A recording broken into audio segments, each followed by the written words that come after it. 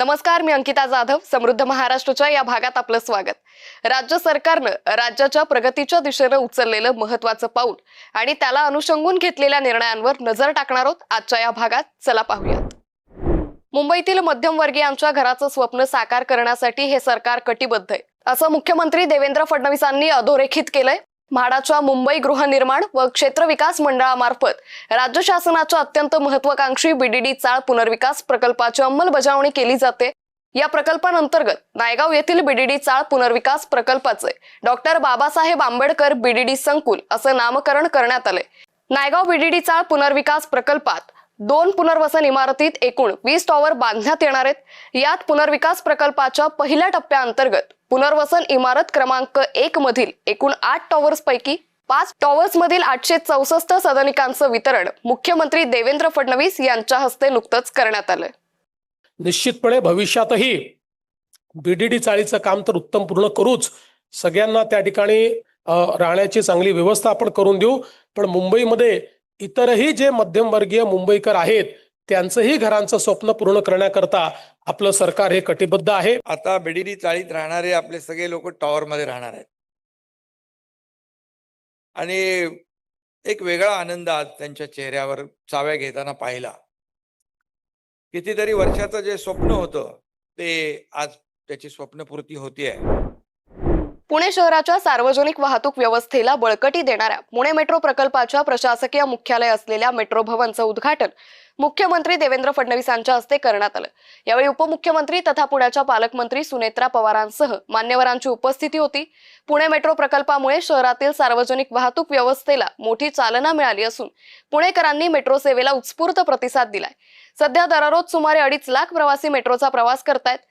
भविष्यात पुणे महानगरपालिका, पिंपरी चिंचवड महानगरपालिका आणि पीएमआरडीए क्षेत्राचा समावेश असलेले जवळपास 200 किलोमीटरचे मेट्रो जाळे उभारण्याचं नियोजन असल्याचं मुख्यमंत्री देवेंद्र फडणवीसांनी यावेळी सांगितलं. मला अतिशय आनंद आहे की आज पुणे मेट्रो भवनचं आम्ही उद्घाटन केलंय. पुण्याच्या मेट्रोचं काम अतिशय वेगाने चाललेलं आहे. आता आपली शिवाजीनगर ते हिंजवडी ही जी मेट्रो आहे ही पण लवकरच पूर्ण होते. 1 टप्पा मे मध्ये आणि 1 टप्पा जुलै मध्ये पूर्ण होईल. पुणे मेट्रोला आपण निर्देश देखील दिलेले आहेत की त्यांनी आता फार फेजेस न करता लवकरात लवकर या संपूर्ण क्षेत्राचं प्लॅनिंग करावं. इथल्या वाहतुकीच्या ज्या काही समस्या आहेत त्याच्यावर या मेट्रोमुळे मोठा तोडगा निघणार आहे. मुख्यमंत्री देवेंद्र फडणवीसांच्या हस्ते gen O pixel and play and global e sports games या कार्यक्रमाचं नुकतंच उद्घाटन करण्यात आलं. महाराष्ट्रात गेमिंग, क्रिएटर इकॉनॉमी, शिक्षण आणि डिजिटल पायाभूत सुविधा उभारण्यासाठी शासन सक्षम वातावरण निर्माण करत असल्याचं मुख्यमंत्र्यांनी यावेळी सांगितलं. यावेळी मुख्यमंत्र्यांनी काही कंटेंट क्रिएटर्सनी विचारलेल्या प्रश्नांना खास शैलीत उत्तरं दिली. राज्य शासन क्रिएटर्स आणि ब्रँड्स यांच्यातील दरी कमी करण्यासाठी प्रयत्नशील आहे. क्रिएटर्ससाठी मजबूत इकोसिस्टीम तयार करण्यावर भर दिला जातोय. एव्हीजीसी धोरणाद्वारे क्रिएटर इकॉनॉमीला चालना दिली जाते. Indian institute of creative technology स्थापन करण्यात आली असून हब अँड स्पोक मॉडेलद्वारे प्रशिक्षण आणि इन्फ्रास्ट्रक्चर उपलब्ध करून दिलं जाईल असंही मुख्यमंत्र्यांनी अधोरेखित केलंय. मुख्यमंत्री देवेंद्र फडणवीस यांच्या प्रमुख उपस्थितीत पाणी फाउंडेशनच्या जलसंधारण कामाबाबतचं नुकतंच सादरीकरण करण्यात आलं.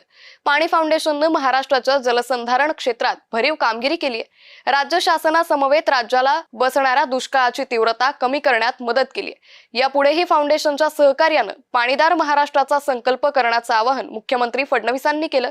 यावेळी कृषी विभागाच्या अप्पर मुख्य सचिवांसह पाणी फाउंडेशनचे संस्थापक आमिर खान, किरण राव, पाणी फाउंडेशनचे मुख्य कार्यकारी अधिकारी सत्यजित भटकळ उपस्थित होते. आंबा आणि काजू ही कोकणची ओळख आहे. कोकणासाठी अत्यंत महत्वाचं असलेल्या आंबा आणि काजू फळ पिकाचा मोहर गळून पडल्यामुळे अतोनात नुकसान झालंय. नुकसानग्रस्त आंबा आणि काजू बागायतदार शेतकऱ्यांना मदत करण्याची शासनाची भूमिका असून अधिवेशन संपण्यापूर्वी सभागृहात ही मदत जाहीर करण्यात येईल असं मुख्यमंत्री देवेंद्र फडणवीसांनी आंबा आणि काजू प्रश्नाबाबत विधान भवनात आयोजित बैठकीत सांगितलं. महाड येथील ऐतिहासिक चौदार तळ्याच्या विकासासाठी 55.80 कोटी रुपयांच्या विकास कामांचं भूमिपूजन 20 मार्च 2026 रोजी सत्याग्रहाच्या 99व्या वर्धापन दिनानिमित्त पार पडलं. मुख्यमंत्री देवेंद्र फडणवीसांच्या हस्ते हे भूमिपूजन झालं. या प्रकल्पांतर्गत तळ्याचं सुशोभीकरण, जलशुद्धीकरण आणि पर्यटकांसाठी सुविधा विकसित केल्या जाणार आहेत. भारतरत्न डॉक्टर बाबासाहेब आंबेडकर यांनी 20 मार्च 1927 रोजी चवदार तळे सत्याग्रह करून पिण्याचं पाणी दलित शोषितांसाठी खुलं करून एक प्रकारची क्रांती केली होती.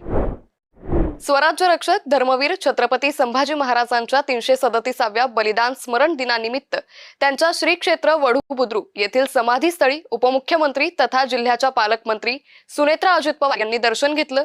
श्री क्षेत्र तुळापूर येथील छत्रपती संभाजी महाराजांच्या बलिदान स्थळी जाऊन उपमुख्यमंत्री सुनेत्रा पवारांनी अभिवादन केलं. तसेच पुण्यतिथीनिमित्त तिथे आयोजित मुकज्योत पदयात्रेत गावकऱ्यांसोबत त्या सहभागी झाल्या होत्या. पहलगाम दहशतवादी हल्ल्यात मृत्यू पावलेले संतोष जगदाळे यांच्या कन्या आसावरी जगदाळे यांना मुख्यमंत्री देवेंद्र फडणवीस यांनी दिलेल्या आश्वासनानुसार आणि त्यांच्या विशेष पुढाकारानं पुणे महापालिकेत नोकरीचं नियुक्तीपत्र महापौरांच्या हस्ते प्रदान करण्यात आलं. सरकारी नियमानुसार त्यांना वर्ग 3 किंवा 4 ची नियुक्ती मिळू शकली असती. तथापि मुख्यमंत्र्यांनी त्यांना शासन नियमाचा अपवाद करत विशेष बाब म्हणून वर्ग 2 पदी नियुक्ती देण्याचे आदेश पुणे महापालिका आयुक्तांना दिले. त्यानुसार जगदाळे यांना पुणे महानगरपालिकेत प्रशासकीय अधिकारी म्हणून नियुक्तीपत्र देण्यात आलं. समृद्ध महाराष्ट्राच्या आजच्या या भागात एवढंच. पुन्हा भेटूयात नवीन घडामोडी आणि महत्त्वपूर्ण निर्णयांबाबतच्या नवनव्या बातम्यांसह पुढील आठवड्यातील समृद्ध महाराष्ट्र या आमच्या कार्यक्रमात. तुर्त एवढंच. नमस्कार.